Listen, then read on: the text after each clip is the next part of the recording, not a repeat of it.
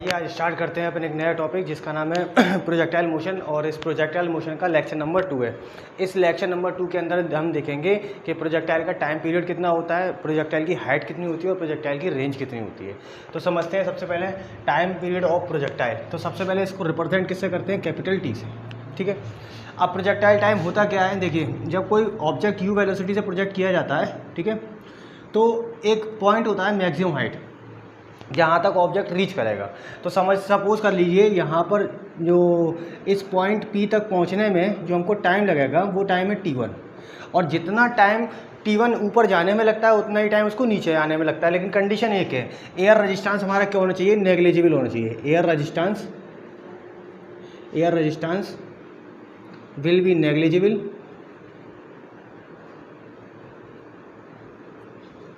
Then up time equal to down time. ठीक है, यानी कि प्रोजेक्टाइल को जितना टाइम जाने में लगेगा उतना ही टाइम उसको नीचे आने में लगेगा। यानी सपोज कर लीजिए यहाँ पर T2 टाइम आने में लगा और जाने में लगा। ठीक है, तो देखिए पहुँचने में जो टाइम लगा वो T1 है और जो आने में टाइम लगा वो T2 है। एयर रेजिस्टेंस हमारा क्या है, नेग्लिजिबल है, तो T1 will be equal to कितना हो जाएगा, T2। ये हमारी इक्वेशन हो जाएगी। ठीक, अब प्रोजेक्टाइल टाइम टोटल टाइम कितना होता है, T equal to T1 plus T2। अब क्या करेंगे, इस T1 में T2 की वैल्यू इक्वल जब करेंगे तो T हो जाएगा T equal to twice T। ठीक है, अब जब प्रोजेक्टाइल हमारा ऊपर जा चुका है, T1 टाइम इसमें आने में लग गया, T2 टाइम इसको जाने में लग गया, एयर रेजिस्टेंस हमारा नेग्लिजिबल है। ठीक है, तो अब सपोज करते हैं कि इसकी वेलोसिटी कितनी थी। तो देखिए वेलोसिटी कंपोनेंट्स कितने होते हैं, दो कंपोनेंट्स होते हैं, Vx एंड Vy। ठीक है, यानी कि हॉरिजॉन्टल वेलोसिटी और वर्टिकल वेलोसिटी। ये एंगल इसका थीटा होता है, ये एंगल थीटा है, तो ये एंगल इसका अल्फा होगा। ठीक है, अल्फा एंगल चेंज होता है। अब देखिए T1 तो T2 के इक्वल हो चुका, यहाँ तक सारी बात क्लियर होगी। अब वेरिएबल वेलोसिटी क्या होगी, देखिए इसकी Vy equal to Uy minus GT। ये टाइम की इक्वेशन है, यानी कि न्यूटन्स लॉ की।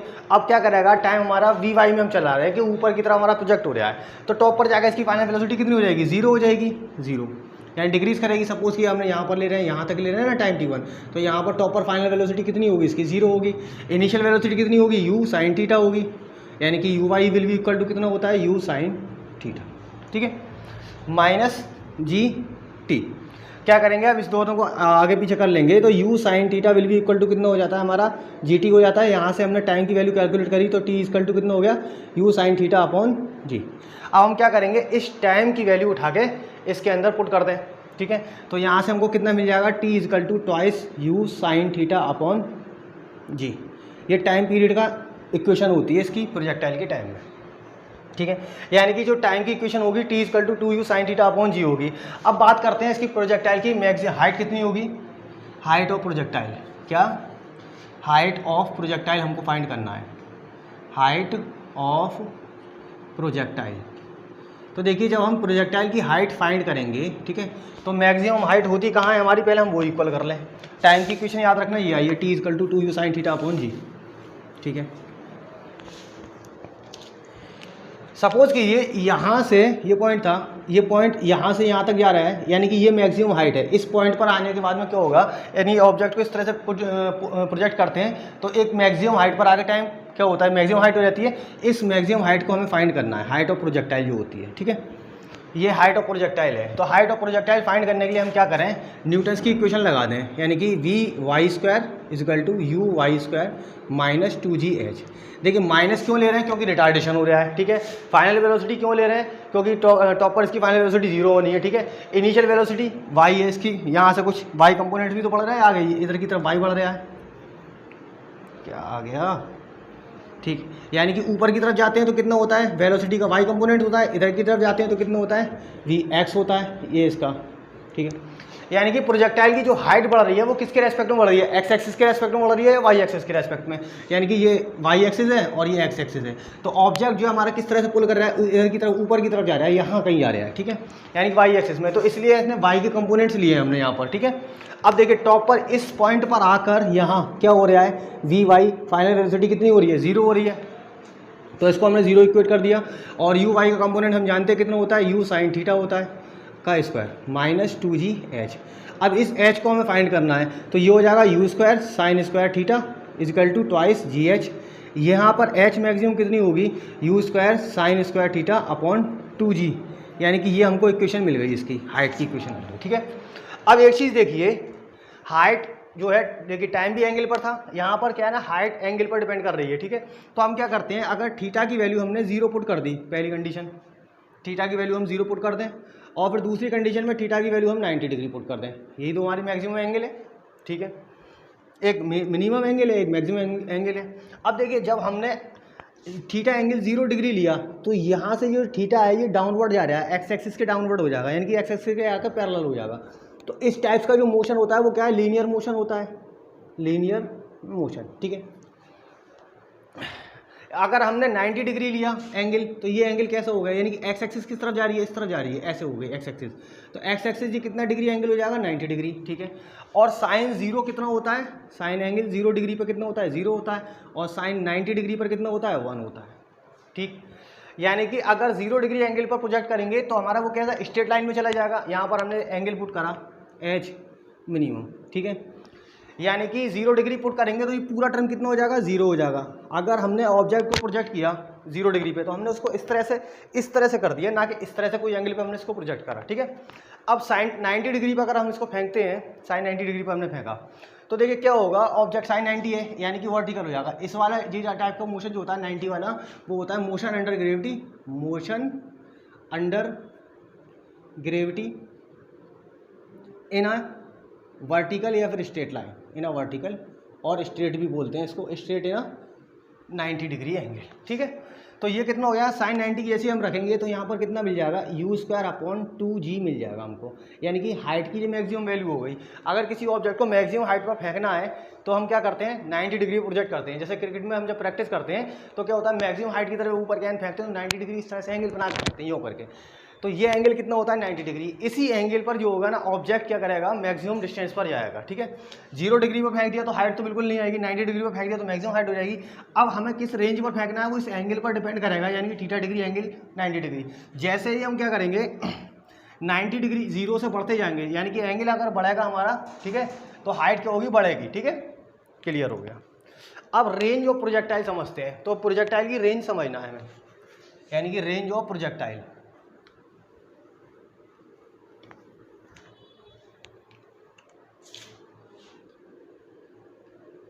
रेंज ऑफ प्रोजेक्टाइल, इसको हमें समझना है। ठीक है, तो रेंज ऑफ प्रोजेक्टाइल क्या होती है, देखिए जब ऑब्जेक्ट को हम इस तरह से फेंक रहे हैं, तो ये मैक्सिमम जो डिस्टेंस है, ये डिस्टेंस क्या बोला जाता है, रेंज बोला जाता है। ठीक है, अब रेंज भी क्या है, एंगल पर ही डिपेंड करेगी। सपोज किया थीटा डिग्री एंगल पर हमने प्रोजेक्ट कर दिया, तो देखिए जब हम किसी ऑब्जेक्ट को प्रोजेक्ट करते हैं, ठीक है, तो वो 2 डायरेक्शन में बढ़ता है। एक तो उसका वर्टिकल डिस्प्लेसमेंट ऊपर की तरफ बढ़ेगा, यानी कि वर्टिकल डिस्प्लेसमेंट यहाँ होगा, और एक ये हॉरिजॉन्टल डिस्प्लेसमेंट होगा। तो जो मैक्सिमम हॉरिजॉन्टल डिस्प्लेसमेंट जो होता है वो क्या बोलते हैं, यानी कि हॉरिजॉन्टल डिस्प्लेसमेंट को क्या बोला जाता है, रेंज बोला जाता है। हॉरिजॉन्टल डिस्प्लेसमेंट, रेंज क्या है, horizontal displacement of projectile, displacement of projectile. ठीक है, अब दूसरी चीज़ इसमें यहाँ पर टाइम की इक्वेशन आनी है, जो हमने टाइम की इक्वेशन निकाली थी वो आएगी यहाँ पर। टाइम की इक्वेशन हमने कितनी पुट की थी, t equal to 2u sine theta upon g, ये वैल्यू हमने निकाली थी। ठीक है, अब देखो तो इसकी हॉरिजॉन्टल रेंज है वो किस डायरेक्शन में बढ़ रही है, इधर की तरफ। तो r डिस्टेंस इक्वल टू कितना होता है, स्पीड इनटू टाइम, यानी कि यहाँ पर जो डिस्टेंस है वो किस कंपोनेंट में आएगी इसके, यानी कि ux, यानी कि जो वेलोसिटी है वो x कंपोनेंट में जा रही है, क्योंकि रेंज x कंपोनेंट में आता है वेलोसिटी के, ux इंटू टी। ठीक है, और t की वैल्यू अगर हमने उठा के पुट करी वहाँ से, तो t इक्वल टू कितना हो जाएगा, ux इंटू, और इसको हम कितना लिख सकते हैं, u साइन थीटा को ऐसे भी लिख सकते हैं ना, 2u y अपॉन जी। ठीक है, तो रेंज का एक फॉर्मूला तो बन जाता है यहाँ पर 2u ux uy into upon g. ठीक है, और दूसरा अगर ux टेन थीटा और साइन थीटा और कॉस थीटा के टर्म में लेके आना है, तो हम क्या करेंगे, रेंज इक्वल टू कितना हो जाती है, 2u cos theta into sine theta upon जी।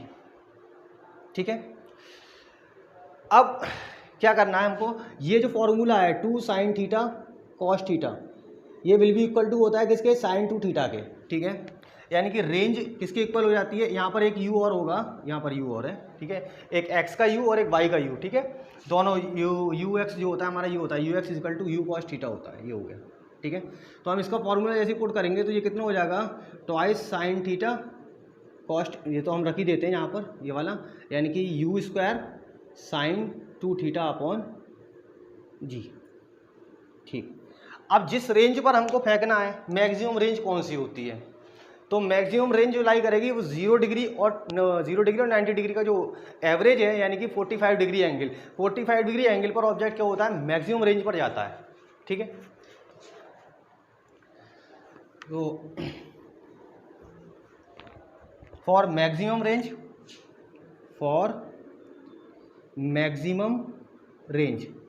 मैक्सिमम रेंज के लिए कितना होना चाहिए, थीटा की वैल्यू 45 डिग्री होनी चाहिए, कितनी डिग्री होनी चाहिए, 45 डिग्री।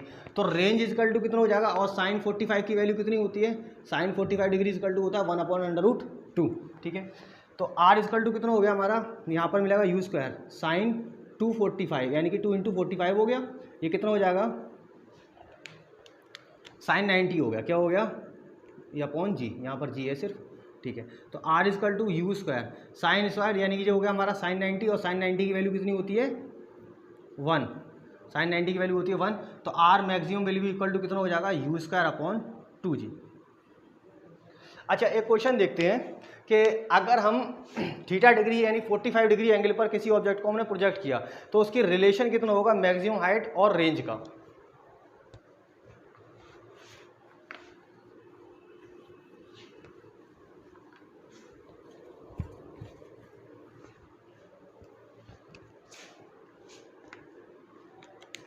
तो क्वेश्चन है हमारा रिलेशन